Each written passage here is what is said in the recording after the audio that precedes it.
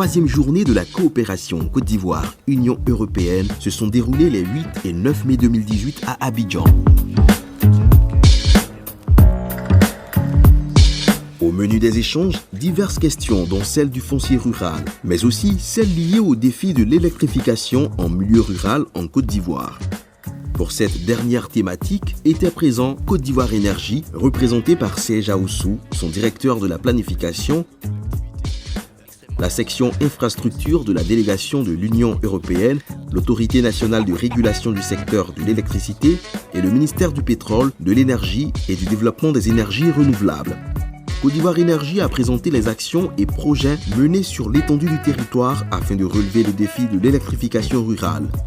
Selon les responsables du secteur, 80% des activités de Côte d'Ivoire Énergie sont au profit du milieu rural. Du programme national d'électrification rurale au projet de développement du réseau électrique de Côte d'Ivoire, en passant par le programme Électricité pour tous, la société en charge de l'énergie électrique montre que l'électrification rurale est une priorité pour elle, d'où la mise sur pied d'une stratégie spécifique. Elle est basée sur trois points.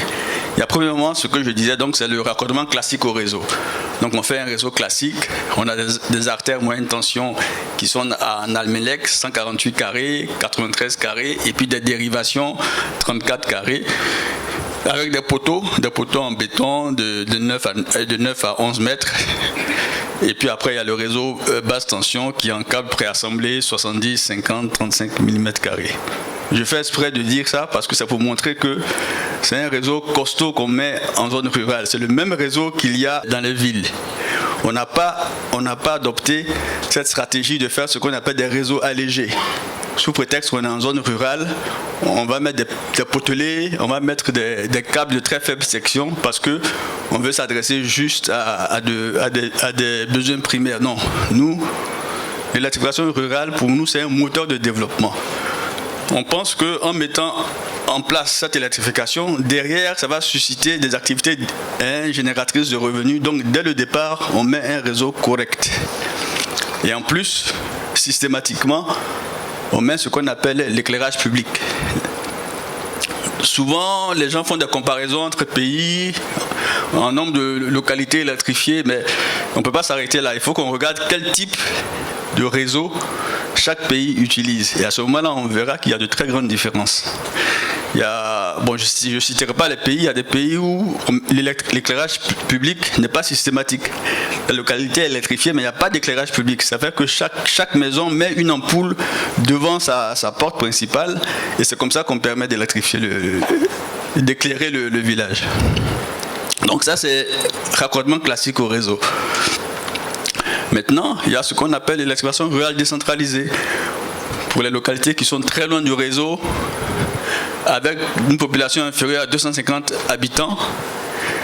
Et il y a certaines localités, leur raccordement au réseau entraînerait des chutes de tension supérieures à 10%.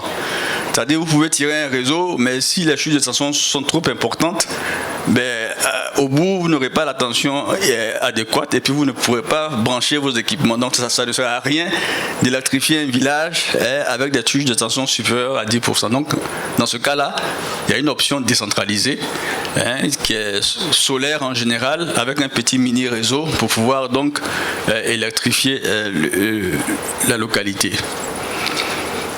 Après, il y a la kit solaire. C'est des solutions d'attente.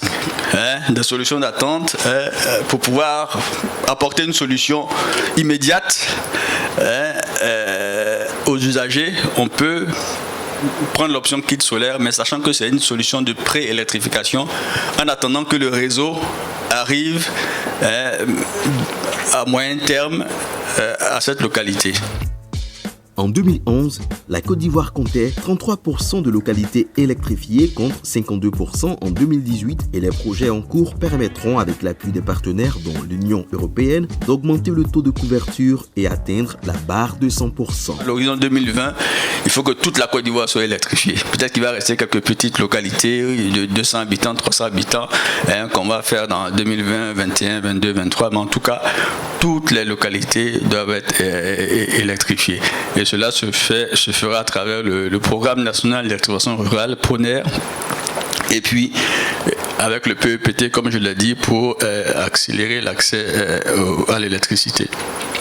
Parallèlement, on veut utiliser, disons, tout ce programme d'électrification rurale pour développer des industries locales de montage ou de fabrication de matériel électrique, et également adopter des mesures d'efficacité énergétique, parce que l'énergie devient de plus en plus chère, de plus en plus rare, donc toutes les mesures d'efficacité énergétique, notamment les lampes basse consommation pour l'usage domestique et puis les LED pour l'éclairage.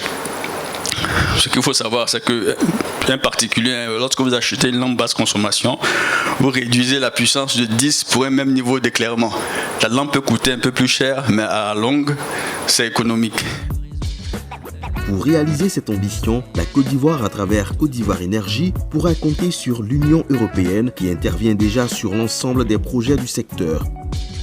Et cet engagement, la section infrastructure de la délégation de l'Union européenne aux côtés de la Côte d'Ivoire le veut permanent. L'Union européenne, ensemble avec CI Énergie et ses partenaires Expertise France, on est en train de visiter tous les villages qu'on souhaite électrifier par mini-réseau, auxquels on souhaite fournir un service public de l'électricité avec l'objectif d'un accès universel à l'électricité.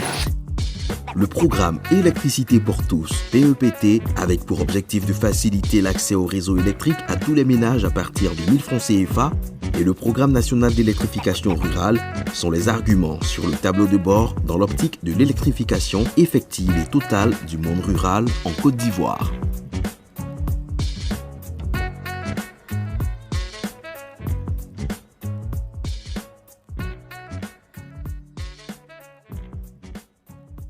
Côte d'Ivoire Énergie, construire la Côte d'Ivoire électrique.